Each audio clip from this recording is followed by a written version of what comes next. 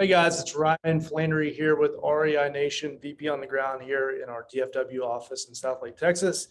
About a month ago, I talked to you about how we buy 100 houses per month in 11 cities. 2 weeks ago, I talked about appraisals, and today I'm going to talk about appreciation versus cash flow. We're going to do a little analysis to see what a 10-year buy and hold looks like. So I'm going to share my screen, do this PowerPoint. Okay. So we've got cash flow or appreciation. Here at REI Nation, we sell a long-term buy and hold strategy. Okay, so we're going to do a 10-year play. We're going to look at the importance of cash flow, the importance of appreciation, and do an analysis of a couple different properties to see what it looks like after 10 years. Okay, so I'm going to make some assumptions. I'm going to assume that you have $300,000 to invest. I know that most investors are going to use some sort of leveraging, but for simplicity of this presentation, I'm just going to use $300,000 cash.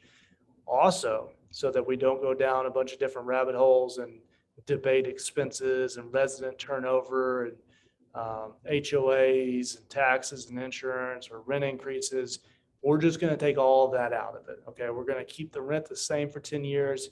We're going to assume it's a great resident. They stay for 10 years. And don't have any expenses to talk about, no maintenance calls or anything like that. But I am going to vary two things, okay? I've been in this business for 14 years. I have analyzed thousands of properties. In fact, we analyze about 1,000 properties a month just to buy the 100. So I'm constantly looking at what rents have done over the course of 6 or 12 months, 5 years. And looking at the values as well. So I'm going to vary the rent because typically on a less expensive house, I'm going to see a higher cash flow or a higher rent to value ratio. But on the more expensive house, I'm going to typically see a higher appreciation rate through time. I can't predict that the next 10 years is going to be the same, but I can tell you that that's what I've seen over the course of the last 10 years or so. Okay. So scenario one is going to be that you pay $300,000 for one house, a very nice house in most of the markets that we're investing. But I'm going to assign it a 6% appreciation, but a 0.7% rent ratio. It gives you $2,100 per month in rent. So after 10 years, you collected $252,000 in rent. And after you cashed out your appreciation and sold the property, you get $237,254. So a total of $489,254. Again, we're not talking about expenses. We're just looking at the proceeds on the appreciation and the rent. So pretty good numbers there. Scenario two is you're going to buy three less expensive properties, three $100,000 houses. Okay, I'm going to assign them a 2% appreciation rate, but I'm going to give them a much better rent to value ratio at 0.8%. So you're going to collect per month for your three houses a total of $2,400 per month, which is $300 more per month than scenario one. Okay. So your rent proceeds are, let's see, that is $252, $288, $36,000 higher over the course of 10 years in rent proceeds, but much less for the appreciation side at $65,697. Okay. So your total proceeds much lower, just over $350,000.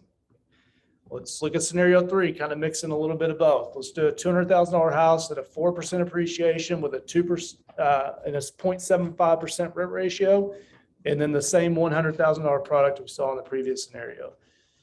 Rent proceeds $276, appreciation $117. So you get not necessarily in the middle, but you get more than the three $100,000 houses in this example at $393. So summary, obviously, in this little experiment that we ran, the 300K house on a 10-year buy and hold play performed much, much better. Okay, now you sacrificed, in this example, $300 per month in rent collected, so cash flow over the past 10 years, but you hit it big because of the appreciation at 489. Okay, so even if I would have held the appreciation the same for all three houses, so only analyzing the cash flow, it was $36,000 better for the three $100,000 houses than the one $300,000 house. Okay, so that's 36,000 to choose cash flow today, or potential of much greater if you pick a nicer house in a nicer neighborhood with a potentially higher appreciation rate.